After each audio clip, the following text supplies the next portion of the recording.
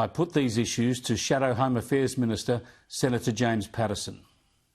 Chris, for 12 months now, we've had a festering extremism crisis in this country, and far from getting better, it's now getting worse. It is absolutely extraordinary to see people proudly and publicly holding photos and praising Yahya Sinwar, a deceased terrorist commander of a listed terrorist organisation in Australia, responsible for the worst atrocity against the Jewish people in a single day since the Holocaust, responsible for the deaths of 1,200 people, responsible for kidnapping 250 more, and frankly responsible for the thousands of Palestinians who've also died since the 7th of October, because he provoked exactly the response that Israel would have to enact with that attack.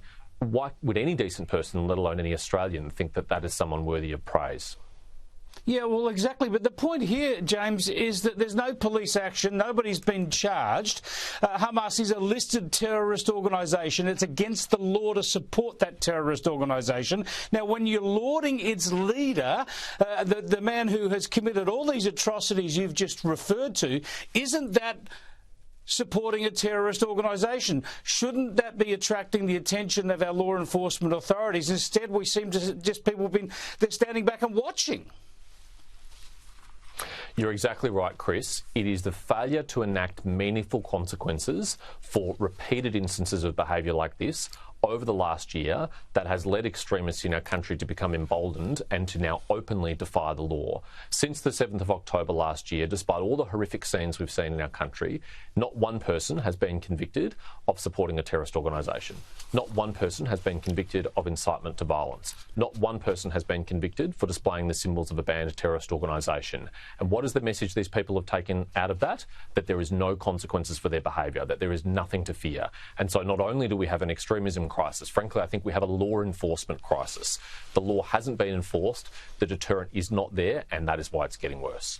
Look, I'm just confounded by this. I've been talking about this for more than a year now, as have you, and as have many others. We continue to see sort of excuses and sort of mealy-mouthed words from various government officials, from the federal government and state authorities. The police still haven't acted. What is the point of having terrorist organisations outlawed in this country if people can still go out publicly, support them, laud them, and encourage people, others, to support those groups effectively and their aims?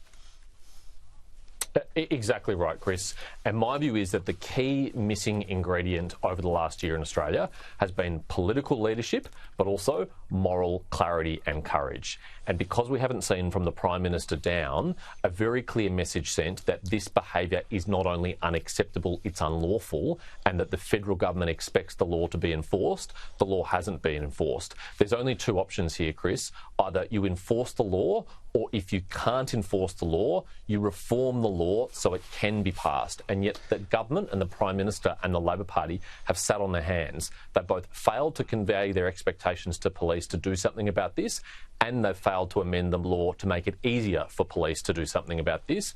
And the result of that weakness and that impotence from the Prime Minister has been we have extremists in our community who think there is nothing to fear from their abhorrent behaviour. We see a social cohesion crisis, an anti-Semitism crisis and an extremism crisis.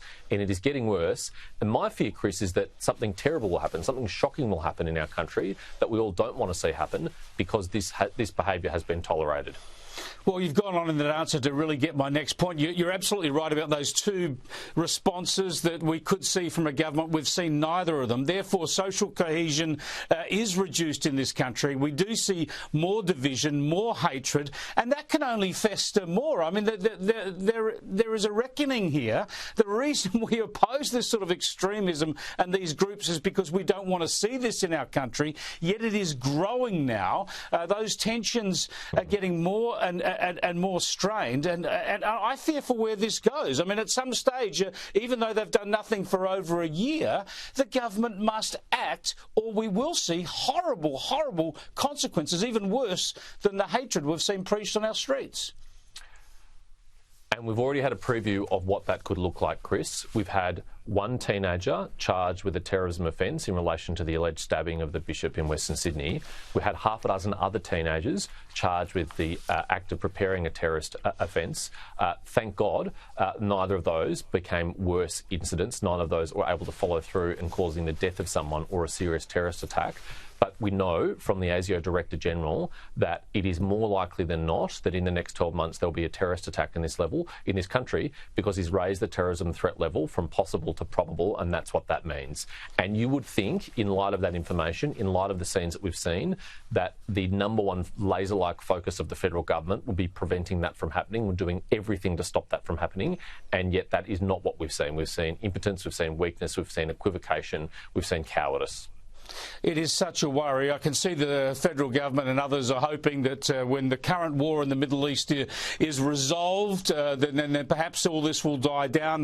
That's a mistaken approach, if you ask me. We need to combat this sort of extremism in our community all the time. We've obviously haven't done that well enough in years gone by, which brings me to my final point, and that is the organisation of Hizb ut-Tahrir. It's outlawed in many Muslim countries. It's outlawed in the UK too. Now, it's been a focus for many, many years. The coalition could have outlawed it when it was in government, but is the time now ripe for this organisation to be banned in this country?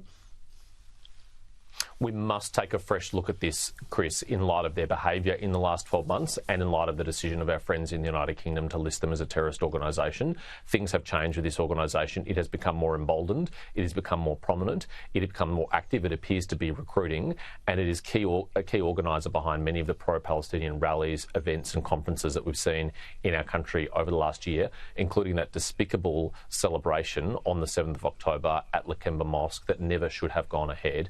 We have called on the government repeatedly to seek advice, to see whether it meets the legal threshold to be prescribed as a terrorist organisation in Australia. And if the advice comes back that it's not, well, then we can consider the next steps to deal with this extremist organisation. But that is the first step, and there's no evidence the government has done so. James Patterson, thanks so much for joining us.